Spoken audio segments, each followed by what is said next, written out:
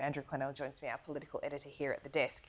Well, let's talk about negative gearing. We know he was going to be asked about it here. I'll go through the answers for you.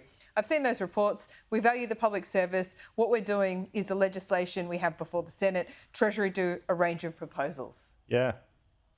Well, so what do you think? I think right now this yarn's a beat up. That's what I think. So unless they can prove it's actually being, the journalist concerned can prove it's an actual serious consideration of government, it ain't happening. Now, what I think might be happening is Jim Chalmers is road testing it, but Anthony Albanese ain't on board. That's the way I see it at the moment. And Jim Chalmers has wanted to reform negative gearing since he was in Parliament, if not before, since he was Chief of Staff to Wayne Swan. That's right. In fact, I once did an FOI on advice from Treasury on changes to negative gearing and capital gains tax to the Treasurer. And there were so many documents, they said it will take us too long to process them all. So I think this is a regular kite from Jim Chalmers. Yep. He has a look at it.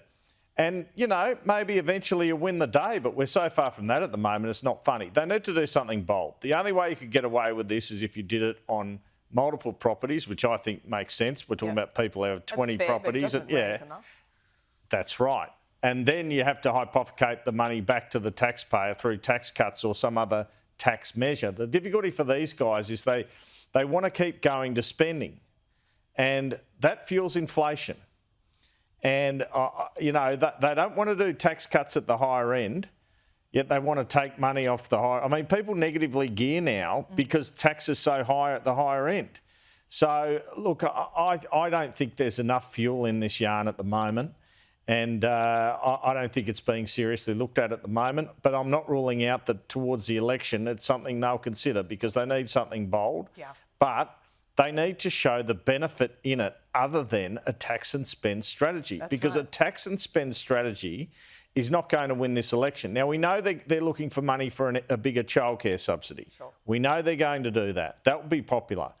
I don't think it'll win an election, though. You know, they need to do something along the stage 3 tax cuts line, but bigger and better, and they need a rate cut. I mean, they're in a world of pain, the government. Let's face it. If your primary vote's at 31, and the Reserve Bank governor's out there yesterday saying there's no rate cut for ages, and your low inflation number today is BS, then you are in trouble. And these guys are in trouble at the moment. That's exactly what Michelle Bullock said yesterday. You can have your headline inflation, but we're not looking at that. We're looking at underlying inflation. So all these measures you've done on energy rebates, we're looking right through them, and it's artificial. Well, I think it's really interesting. I mean, Jim Chalmers has set up this press conference process to take some of the blame off the government on interest rates. Is it working?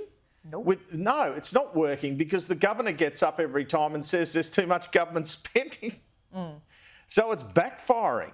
And it just ends up in a blame game and natural tension between the governor and the Treasurer, even though the Prime Minister and Treasurer appointed it. Well, it strikes me with this negative gearing story and the timing of it, Andrew. We're getting close into the election cycle, you know, speculation season. Absolutely, we're getting there. But this is compounded, and I haven't really seen a lead up to an election like this because of the lack of reform, the lack of, you know, bold ideas from this government, where usually in a first term, in the second year, you take some risks because you can.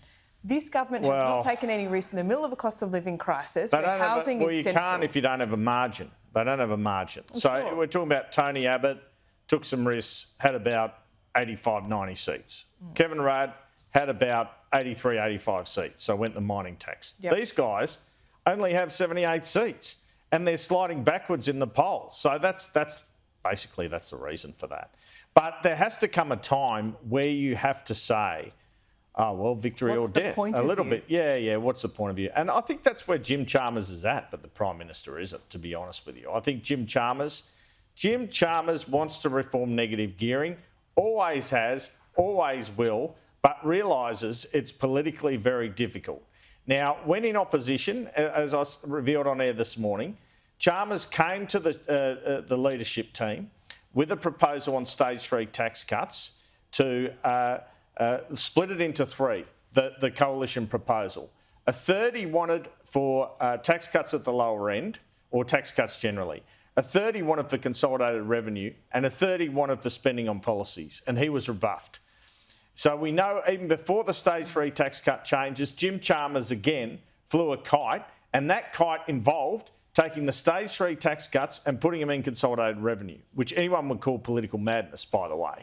So my hypothesis on this is Jim Chalmers out with the kite again. He loves flying a kite. He likes a bit of wind in the air. Here he goes. He's asked for advice. That's it.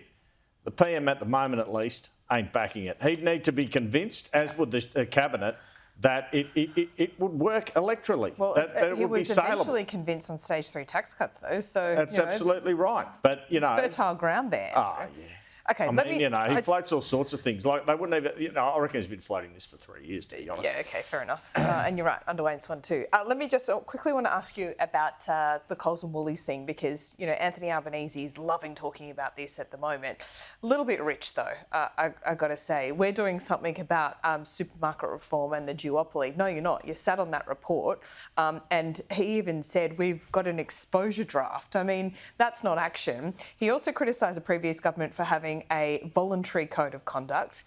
I think that was fair enough at the time. Now they want a mandatory one.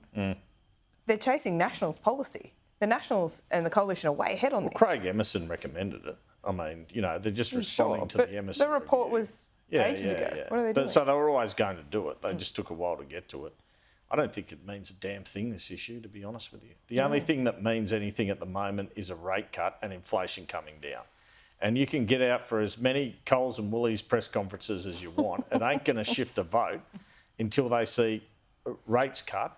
And Michelle Bullock just gave them the worst news in the world yesterday. She said, even if your inflation figure is low yesterday, it's a fake figure.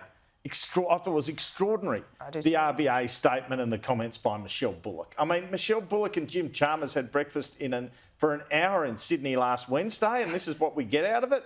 I mean, did Jim take her to a cheap place? I mean, I think it's a stunning story. As a journalist, a good story, but a terrible story for Australians. I mean, there's no vote of confidence in the budget strategy there at all. Fertile ground for the opposition. They have been going on, and you've seen it on your program every day for like 1 or 2 years, saying these guys spend too much, these guys spend too much. Well, now it's starting to bite. Andrew, thank you.